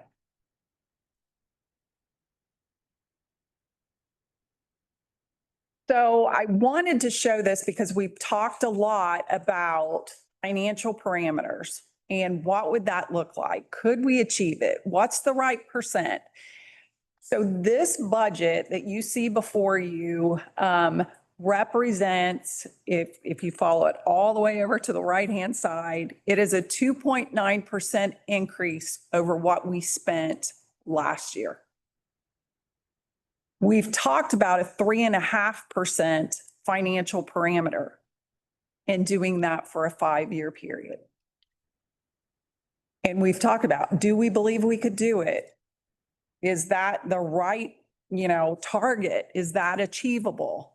Based on the information, and the other thing I will say that this year is a little more challenging, but we have more information earlier. This appropriation resolution has been done alongside with the draft of the 5-year forecast, which you're going to be seeing at the next board meeting. We have worked very hard to try to identify what we believe all those costs are that we're going to need for this year's total budget and where we think we're going to end up.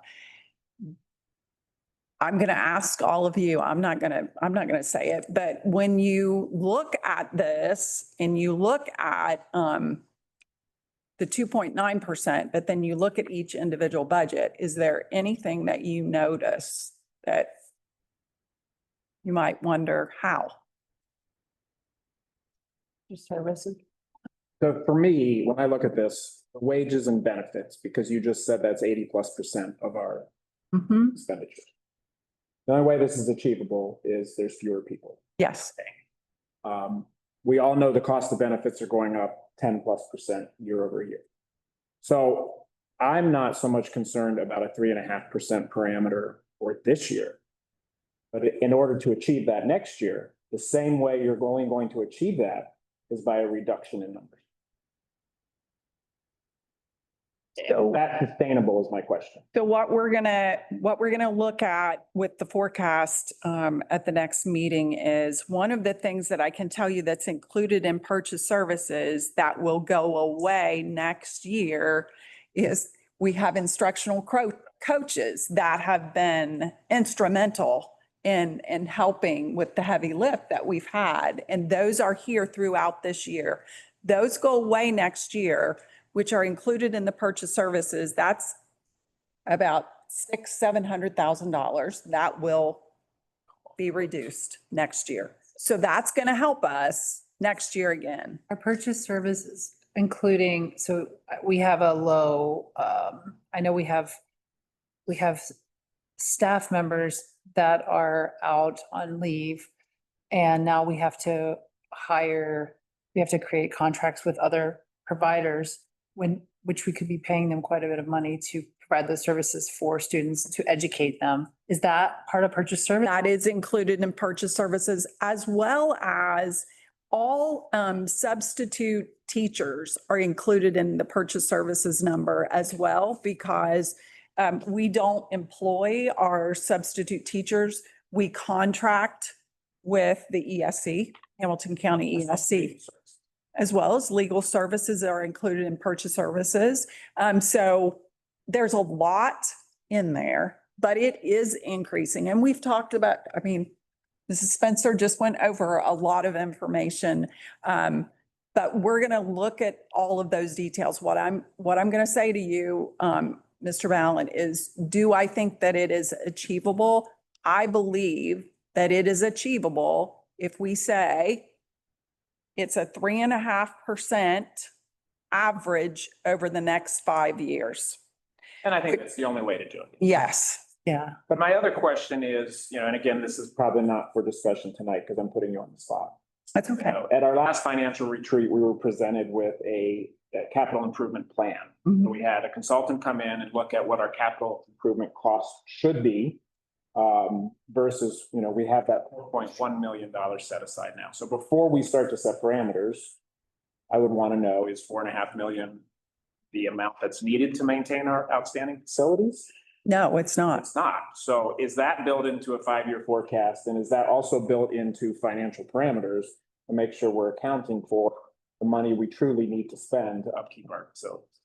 So when we've talked about financial parameters, we've talked about operating expenditures. If we want to look at overall total expenditures growth and putting a parameters there, that's a different conversation. It's a good point. I forgot about that.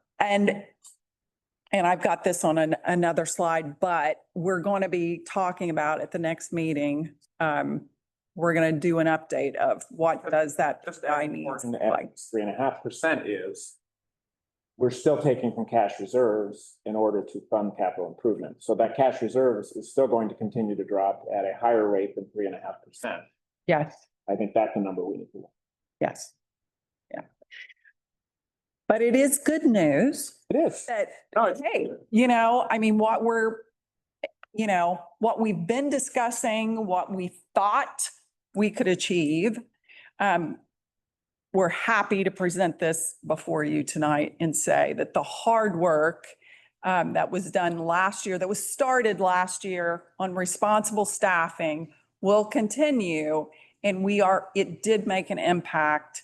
And so we're just providing you with that information. So at what point does the board set financial parameters and vote on it? Because I would like to do it very soon, like if not at the next meeting. I'm going to bring it to you at the next meeting alongside the 5-year forecast. And if you want to take more time, you can take more time, but I'm bringing it to you it will be on the agenda. Think Next. that, we've been talking about it for almost a year now. Yes. We're heading into next year of a levy cycle. And I think the sooner we can put responsible numbers, expenditures in front of our community, the better off it'll be. Yes. I'm in favor of bringing it at the next meeting. Okay. So this chart, I just wanted to show, yes, sorry. Yes. If you are going to bring it to the board at the next meeting, that would be great. We've been talking about it almost every single meeting. Yes. Good. We would need to know what your recommendation is on if it's taking out the permanent improvement or if it's total expenditures. So you should make a recommendation to us, I think. That's what I believe you should do. I think it needs to be on expenditures. Totally. Total. And you're thinking average of 5 years. You would say 3.5 years. Every other contract with the community that we've done since I've been on the board has been average based. Yes. That gets you away from odd things that might happen one year. Yes. And this would be a switch. If we looked at total expenditures, it would be a switch from what the financial parameters have been in the past, which were just on operating expenditures. So, my rationale for not having it to be all the capital improvement, and this is getting into further discussions, but if we truly next year are going to look at a levy which includes a % operating and a % capital improvement, then that parameter after next year wouldn't make any sense. Yes. But I think the parameter needs to stick on operating expenditures, so that it's consistent and the language stays consistent from the past, as well as looking forward to what would happen after a levy, would be my recommendation. Okay. This chart is just a way of showing you, as we're talking about financial parameters and we're talking about expenditure growth, what has that looked like since back in 2015? The reason why I picked 2015 is when was our last operating levy here for the district? 2016. 2016. So I just went a year prior to that. The bottom chart, which I know is very small, the other piece that we talk about, but I don't think as often, we did receive funds from the federal government for that short period of time there to help us with our COVID issues. And it was over $6 million for the district. During that period of time, and I want to point out, see in 2022 when it dips down. Well, 2022, if you look at the COVID funds, that was a year when we spent the most in COVID funds. So, and those COVID funds, unlike federal funds that we receive where we cannot, you can't basically replace what you're doing. Like you can't spend money on existing things. You have to enhance or do additional things.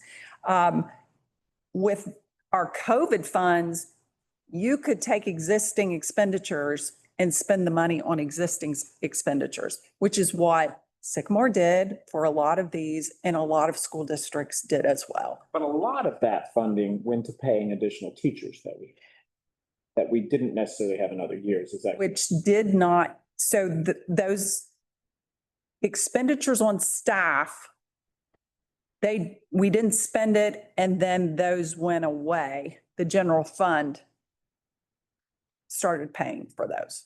So yes, a lot of, The cost still. we do, but I just think We don't have the same number of staff now that we have. We don't, but I just wanted to show this because I believe that the COVID money that did come into the district helped the district offset its total expenditures during those years. And it helped with the expenditure growth wasn't as great because we had those monies during that year. So it helped us. It also helped us sustain, the promise was this levy commitment is for 5 years. Well, that wasn't the total reason. It was part of the reason why we have been able to sustain the levy as long as we have. Oh, I completely agree, but there, there's a lot of other things we've done, the parameters that were set early on in the levy cycle Mhm. helped extend. The increased state revenue that we have now has helped to extend it as well as this. Yes, So there's a lot of pieces that have helped to extend it, which have been great. yes. We have to be careful saying about staffing because we have a lot more students now than we had in the COVID years. I mean, we're at like a 25-year high right now. So I So I just, just meant we brought staffing in to have a dual model. Agreed. At home, and at that time, we had to staff extra classrooms basically because they were virtual, but we haven't done the work to compare. I don't know. it's a fair. So just saying with 6,000 plus or close to 6,000 students now, I just wouldn't want anybody to get the wrong idea that may or may not be true. Right. So in summary, the general fund is based on, so this general fund permanent appropriations that's before you is based on a draft forecast that you'll see at the next board meeting.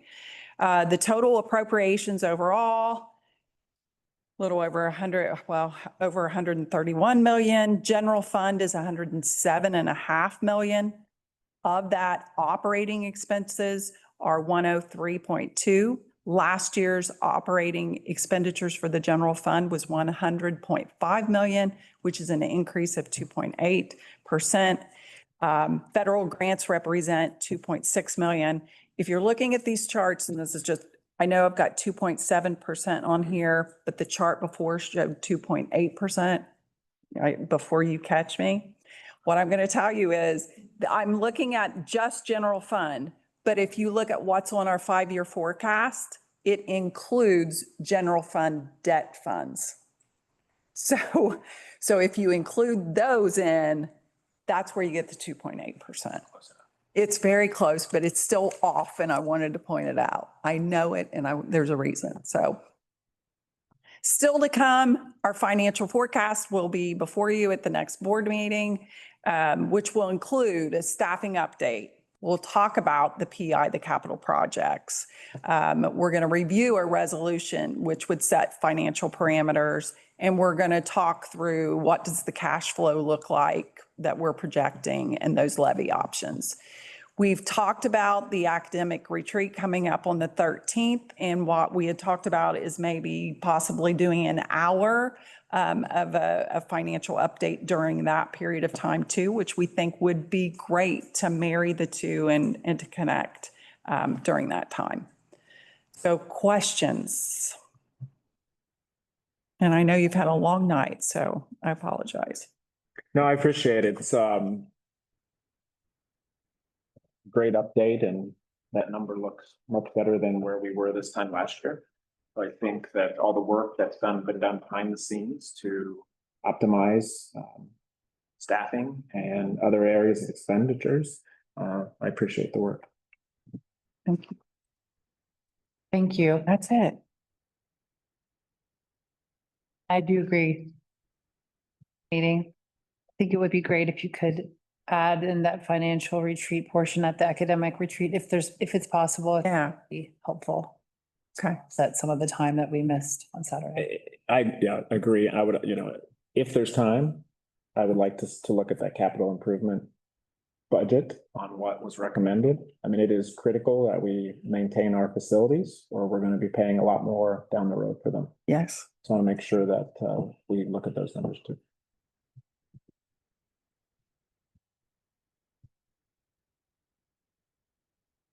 Logan, now we need to vote on this, or no? No, permanent appropriation. Yeah. Okay. Next, can I please get a motion a second for the approval of month-end financial report for August 31st, 2025? Moved. Hang on. We need did to do- miss we need to the do permanent appropriations. You need B first, permanent appropriation. Adoption. Yes. Permanent. Oh, I do have to do it. Yeah. You said no. Not that, I was just looking at Not all. A. Okay. Sorry. Okay, sorry. I bet you were saying no, I didn't have to do it. I saw the word adoption. To me, that meant we had to pass it. Yes, yes. I figured you would let me know. All right, I'm going to go back to adoption of permanent appropriations for FY 2026. Could you please call the roll, Mrs. Logan? And I missed who did that. Or can I have a motion? Oh, I did. There you go. So moved. Got it. Motion and a second for the adoption of permanent appropriations for FY 2026. So moved. Thank you, Mr. Ballant, for your motion. Thank you, Dr. James, for your second. Mrs. Logan, please call the roll. Mr. Ballant. Aye. Dr. James, Mr. Harris. Aye. Mrs. Bitter. Aye. Can I please get a motion and a second for approval of month-end financial report for August 31st, 2025? So moved. Second. Thank you, Dr. James, for your motion. Thank you, Mr. Ballant, for your second. Would you like to talk about this? No, unless you have questions. Okay. Mrs. Logan, please call the roll. Dr. James, Aye. Mr. Ballant, Aye. Mr. Harris. Aye. Mrs. Bitter. Aye. Other board business? Dr. James? I did attend the first SAC meeting, Sycamore Advisory Commission meeting on September the 8th, where we welcomed 3 new members and had a chance to confer and discuss with each other some of the topics that we might be interested in researching this year. I also shared with the SAC membership that the board was requesting recommendation on whether or not to join the Vouchers Hurt Ohio Coalition. And so we will be, Mr. Lewis actually has arranged for us to hear from a consultant from that coalition who will be conducting an information session via Zoom to the SAC membership at our next meeting. Can And you repeat that? yes. What did you say? They're going to do a Zoom meeting at the next At SAC the next meeting? Oh, SAC good. meeting, Good. hearing from a consultant Okay. connected with the Vouchers Hurt Ohio I Coalition. thought you were saying something here, but it's not here at the SAC meeting, so we're okay. I thought. Thank you. Wait a minute, I want to make sure that I'm clear. The SAC meeting is here. No, Next, no, Not during a board meeting. not during a board meeting. Mrs. Bitter was. okay, I couldn't hear you. though. okay, I'm sorry. Nope. Yeah. That's it. Right. Do you mind if I just want to interject one thing that, this is one of those things where I just want to, I think one of the projects that I may ask of them is to research their model of the way we've been serving projects and doing research projects. And when I say that, I've talked to a few of my colleagues and just looking at the way that other advisory commissions serve the board. And it's kind of, this Vouchers Hurt Ohio is a very good example of like, instead of going out and doing research projects that we come up with, they serve at the pleasure of the board, where the board is saying, here is a hot topic that has come up. We need your help. And instead of going out and doing research projects, they wait for a project to kind of be a hot topic. We still meet and we still need to do the advisory portion, but there are other districts that they operate that way, more of in service to the board versus like, hey, we have done all this research. We want to present it to you and make a decision. So I'm just going to talk to them, give them some examples. So I may ask them to do a project about themselves just to see if it's something worth. We've been in this model for a long time, and should we look at adapting our model to be more, because I think one of the frustrations is we did all this research and the district didn't implement it. Well, it may not be something that we actually needed at that time because other people came up with the project idea. Versus if we're serving the board, then we're there and we're doing things that we know the board wants done. Does that make sense? Yeah. So if it's okay with the board, I just want to make sure I got some head nods that I could funnel that back through the leadership and see if they're interested in kind of assessing their own model. I think that's great. That would save us some work. I mean, that's the whole stack, right? But I think that would. I think they would be empowered and like energized by knowing that you as the board are coming to them saying, hey, this is a hot topic. we need you. That would be great. That's a really good idea. I can't take credit. Mr. Lovell threw that idea out. All right. Okay, next item is a legislative update. Yeah, there's not a whole lot. The legislature's going back, actually, they went back, Monday, 15th. The 15th, the legislature went back in. Right now, in the last biannual budget, Governor DeWine item vetoed a few things that dealt with property tax and school millage and things like that. And actually, they're looking to override those vetoes, but they're studying those things right now. Supposedly, they're going to come out with a report, and I say supposedly because it is the government. They're coming out with a report on September 30th to report on what they're going to do about those vetoes, those line item vetoes and things. So that is one of the big things they're talking about. They're also talking about an education deregulation. And this is non-controversial items that are included in the Ohio Revised Code and update the Ohio Revised Code. So they're going to introduce these in the near future. We don't know anything about what's going on with those. So this is a pretty slow. Yeah, they were off most of the summer, but they're back in now. So things will heat up a little bit, I think, up in Columbus. Thank you. Mrs. Logan, you'll definitely let us know if we get to that property tax issue and it's close. You'll definitely keep the board updated, and Mr. Lewis, you'll keep us updated on things like that. I was gonna ask you and Mr. Harris, that like, do we have any interest in setting up some, I'll say more individual quaint, because it's been a little bit since we've had some, like Mrs. Logan and I get to see our legislators pretty regularly at different events, but it's been a while since we've invited them into the district. So if there would be an interest of doing that and kind of pairing up of who is available to come to that meeting, I think we would be interested in maybe inviting them back and just talking to them about, I think one, we always like to acknowledge some of the good things that they've done, thank them for some of the work that they've done, and be able to invite them in to talk to them about Sycamore. Yeah, I think it's a great idea. You know, you don't only want to be reaching out to them when there's problems. Right. Agree. You want to have that Relationship all the time. Yeah. We'll work on that and Yes, please. act with you. That's a very important thing to do to get ahead of that on that issue, on those issues. Okay, last item. So we just have, I'll just say very quickly, board members, I have sent you PTO dates. I'm not going to go over it here. I emailed all of you the dates. We just need, I have, some people have responded. Now I have all the dates. There are 2 schools that have not responded to me yet, but let's just try to divvy up the time. So just email me back. And then would you like to talk, Mr. Lewis, about? Can I just comment on this? Oh, yeah, sure. Yeah. Do you, and I also printed it out. No, it's fine. I got the email, but I think we really need to focus on what's this year because we're not sure what board members are going to be around for next year. So, The only one for this year would be potentially high school PTO. And that, I mean, if short of you're the that- only one that said they could go, short of that, it's going to have to be Adrian and Victor on every single PTO. well, there's only one in Until- this school year. There's Until November. only one before November 4th, and that's October 10th. And you are the only one who has said that you could go. I know, and others have let me know.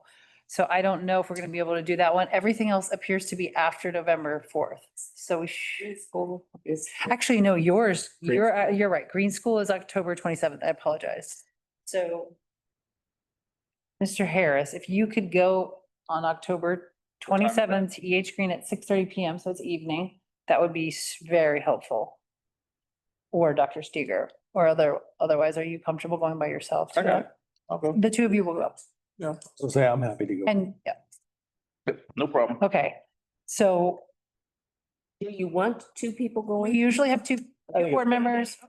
We have our, the notes that we like to share of what the board's duties are and what we do as a board, and that you all have access to that. So if I you, can join you, but I can go through. be a little late Which one? on the high school one. Oh, okay. It's virtual. It's never the first thing in there. Oh, They okay. go through some couple things. So Okay, so you can do October, so then both of you can do October 10th. Okay, good. Okay. And then both of you can do, and then Adrian, excuse me, Dr. James and Mr. Harris, you can both do October 27th. And then the rest are ones in potentially February or May, and then November, March, May. So the rest are later. Have to wait. And we just have to wait. We have to Yep. wait. Right.